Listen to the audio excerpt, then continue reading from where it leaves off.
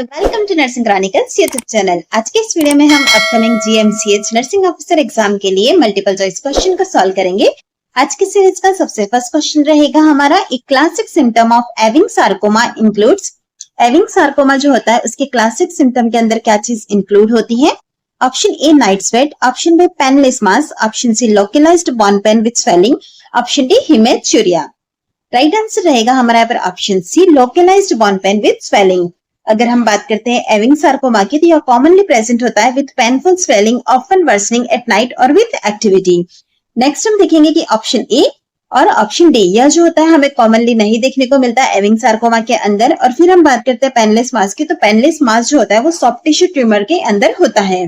क्योंकि हमें यहाँ पर पूछा गया था एविंग सार्कोमा के बारे में, तो इसका क्लासिक सिम्टम होता है localised bone pain with swelling. Next question रहेगा हमारा, which of the following condition is least likely to cause palmar erythema.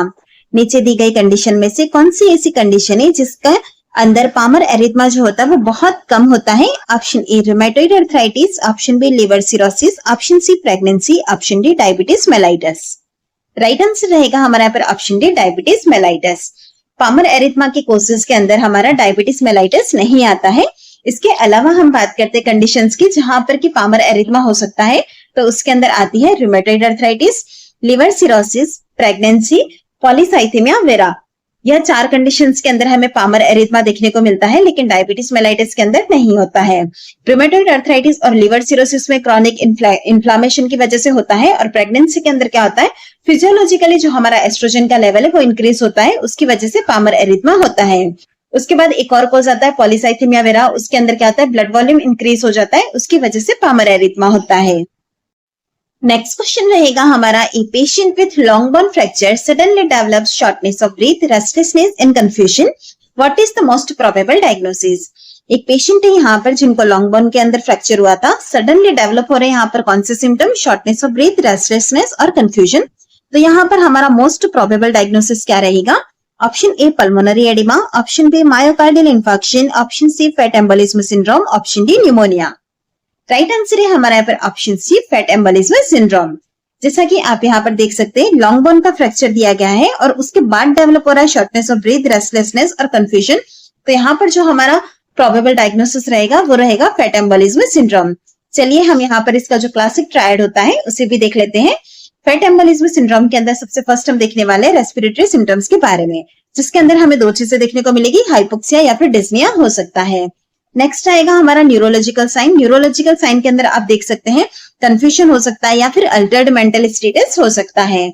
Next आएगा हमारा पेटिचियल रशेस, उसके अंदर हमें क्या देखने को मिलेगा, स्पेशली जो रशेस होंगे वो देखने को मिलेंगे हमें चेस्ट, एक्जिला और कंजक्टिवा के ऊपर। तो इस तरह से यह हमारा एक क्लासिक ट्रायड है फॉर फैट एम्बोलिज्म सिंड्रोम के लिए। नेक्स्ट क्वेश्चन रहेगा हमारा, which of the following is not a part of human development index. निम्न में से कौन सा ह्यूमन डेवलपमेंट इंडेक्स का पार्ट नहीं है? Option A life expectancy at birth, option B income per capita, option C literacy rate, option D political freedom. Right answer रहेगा हमारा यहाँ पर ऑप्शन डी पॉलिटिकल फ्रीडम। अगर हम बात करते हैं ह्यूमन डेवलपमेंट इंडेक्स की, यह किसके द्वारा डेवलप किया था? यूएनडीपी यानी कि यूनाइटेड नेशन डेवलपमेंट प्रोग्राम के द्वारा डेवलप किया गया था। इसके अंदर जो है 3 डायमेंशंस होते हैं हमारी, एक होता है हेल्थ, दूसरा है एजुकेशन और थर्ड आता है हमारा स्टैंडर्ड ऑफ लिविंग। आप यहाँ पर देख सकते हैं हमें दिया गया लाइफ एक्सपेक्टेंसी एट बर्थ, यह हमारे हेल्थ डायमेंशन का इंडिकेटर है। उसके बाद आता है इनकम पर कैपिटा, यह जो है हमारा स्टैंडर्ड ऑफ लिविंग का इंडिकेटर है, और लिटरेसी रेट जो है हमारी वो इंडिकेटर है एजुकेशन की। तो इस तरह से आप देख सकते हैं यह तीनों ही जो है हमारे कंपोनेंट है ह्यूमन डेवलपमेंट इंडेक्स को, और पॉलिटिकल फ्रीडम हमारा कंपोनेंट नहीं है। चलिए बढ़ते हैं नेक्स्ट क्वेश्चन की तरफ। The infusion rate of total parenteral nutrition is tapered before being discontinued, this is done to prevent which of the following complication. जब भी हम टीपीएन को ऐड करते हैं तो उसे हम सडनली डिसकंटिन्यू नहीं करते, उसे धीरे धीरे टेपर करते हैं। इससे हम किस कॉम्प्लिकेशन को प्रिवेंट कर सकते हैं? Option A essential fatty acid deficiency, option B dehydration, option C rebound hypoglycaemia, option D malnutrition. Right answer है हमारा यहाँ पर ऑप्शन सी रीबाउंड हाइपोग्लाइसीमिया। जब भी हम टीपीएन एडमिनिस्टर कर रहे हैं तो उसका जो इन्फ्यूजन रेट होता है वो हम करंटली जो होता है एब्रप्टली डिस्टर्ब नहीं करते, उसे हम धीरे धीरे से टेपर्ड करते हैं। अगर हमने उसको तुरंत ही स्टॉप कर दिया तो उसकी वजह से क्या होगा वो भी देख लेते हैं। सबसे first, the glucose supply stops instantly. अगर हमने टीपीएन को तुरंत ही बंद कर दिया तो उसकी वजह से क्या होगा, ग्लूकोज का जो सप्लाई है वो इंस्टेंटली बंद हो जाएगा, लेकिन जो हमारा इंसुलिन लेवल है वो टेम्पररी जो होगा रिमेन हाई रहेगा, लेकिन वहां पर ग्लूकोज प्रेजेंट नहीं होगा। इसीलिए उस वजह से क्या होता है कि रीबाउंड हाइपोग्लाइसीमिया डेवलप हो जाता है। अब रीबाउंड हाइपोग्लाइसीमिया हो रहा है, आप उसे किस तरह से पहचानेंगे? उसके अंदर आपको सिम्टम्स देखने को मिलेंगे, स्वेटिंग, ट्रिमर्स, कंफ्यूजन और लॉस ऑफ कॉन्शियसनेस देखने को मिलेगा। अगर किसी रीजन से ऐसा होता है कि रीबाउंड हाइपोग्लाइसीमिया डेवलप हो गया तो आपको क्या करना है, तुरंत ही डेक्सट्रोज 10% को इन्फ्यूज कर देना है। नेक्स्ट क्वेश्चन रहेगा हमारा, the safe strategy recommended by WHO for trachoma control include all of the following except. Trachoma control के लिए सेफ स्ट्रेटेजी रिकमेंडेड की गई है WHO के द्वारा, उसके अंदर क्या चीजें इंक्लूड है सिवाय एक को छोड़ के? Option A surgery, option B antibiotics, option C facial cleanliness, option D environmental pollution. Right रहेगा हमारा यहाँ पर वो है ऑप्शन डी, एनवायरमेंटल पॉल्यूशन जो है उसे इंक्लूड नहीं किया गया सेफ स्ट्रेटेजी के अंदर। चलिए अब हम जानते हैं सेफ स्ट्रेटेजी के अंदर क्या क्या चीजें इंक्लूड की गई है। सबसे फर्स्ट सेफ स्ट्रेटेजी जो है वो एक एलिमिनेशन स्ट्रेटेजी है फॉर ट्रैकोमा। यह किसके द्वारा रिकमेंडेड की गई है? WHO के द्वारा। यहाँ पर एच का मतलब होता है सर्जरी, ए का मतलब है यहाँ पर एंटीबायोटिक, एफ का मतलब होता है फेशियल क्लीनलीनेस और ई का मतलब होता है एनवायरमेंटल इंप्रूवमेंट। जैसा कि आपने ऑप्शंस के अंदर देखा था, वहां पर दिया गया था एनवायरमेंटल पॉल्यूशन। तो पॉल्यूशन जो है वो हमारा स्ट्रेटेजी नहीं है, एनवायरमेंट को इंप्रूव करना टू रिड्यूस ट्रांसमिशन यह हमारी एलिमिनेशन स्ट्रेटेजी का पार्ट है। नेक्स्ट क्वेश्चन है हमारा, when caring for a client with a mastectomy which action should the nurse avoid due to contraindication. एक क्लाइंट है विद ए मास्टेक्टोमी, इसकी केयर करते वक्त कॉन्ट्राइंडिकेशन को अवॉइड करने के लिए नर्स को क्या करना है? Option A, taking the BP in the site of the mastectomy. Option B, elevating the arm on the site of mastectomy. Option C, positioning the client on the unaffected side. Option D, performing a dextrosticks on the unaffected side. Right answer रहेगा हमारा यहाँ पर option A, taking the BP in the site of mastectomy. जब भी किसी person के अंदर mastectomy किया गया है तो जो हमारा अफेक्टेड साइड है, जिस साइड पर मास्टेक्टोमी किया गया है वहां से हम ब्लड प्रेशर को मेजर नहीं करते, इसी के साथ ही आईवी लाइन भी एडमिनिस्ट्रेट नहीं करते हैं। इसके अलावा जो हमें ऑप्शन बी दिया गया है एलिवेटिंग द आर्म, यह हमारा राइट एक्शन रहेगा। हम पोजीशन की बात करते तो अनअफेक्टेड साइड पोजीशन करते हैं। परफॉर्मिंग ए डेक्सट्रोस्टिक्स मतलब कि ब्लड शुगर मॉनिटरिंग जो होता है वो भी हम अनअफेक्टेड साइड से कर सकते हैं। सो इस तरह से आप देखेंगे हमारा ऑप्शन ए राइट आंसर रहेगा। Taking the BP in the side of mastectomy हमारा कॉन्ट्राइंडिकेशन रहता है। चलिए इसका एग्जैक्ट क्या है वो भी देख लेते हैं।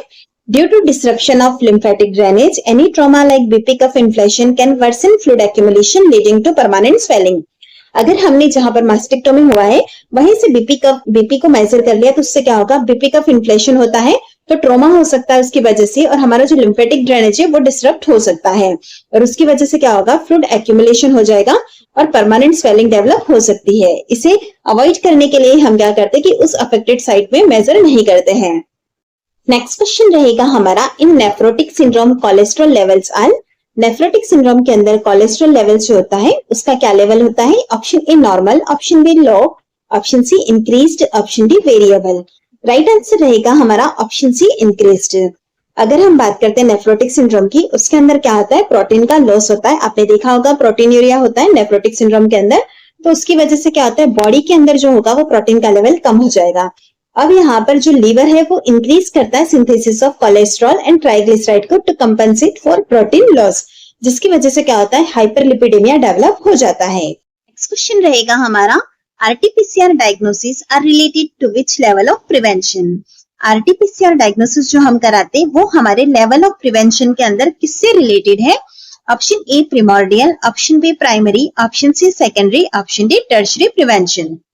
राइट आंसर रहेगा हमारा यहाँ पर ऑप्शन सी सेकेंडरी प्रिवेंशन, क्योंकि हमारा आरटीपीसीआर जो है वो एक डायग्नोस्टिक टेस्ट है और सेकेंडरी प्रिवेंशन के अंदर क्या होता है, early diagnosis and proper treatment जो होता है वो रिलेटेड होता है हमारा सेकेंडरी प्रिवेंशन के साथ में। सो ऑप्शन सी यहाँ पर राइट आंसर रहेगा। नेक्स्ट हम बात करते हैं ऑप्शन ए प्रिमोर्डियल प्रिवेंशन की, जिसके अंदर की हेल्थ एजुकेशन आता है। प्राइमरी प्रिवेंशन की बात करें तो इसके अंदर health education and specific protection आ जाता है। सेकेंडरी जो कि हमने देखा है अर्ली डायग्नोसिस एंड ट्रीटमेंट आता है, और टर्शियरी प्रिवेंशन के अंदर आता है डिसेबिलिटी लिमिटेशन और रिहेबिलिटेशन। इस तरह से आपको लेवल ऑफ प्रिवेंशन का कोई भी एग्जांपल देकर पूछे तो आपको आंसर करना आना चाहिए।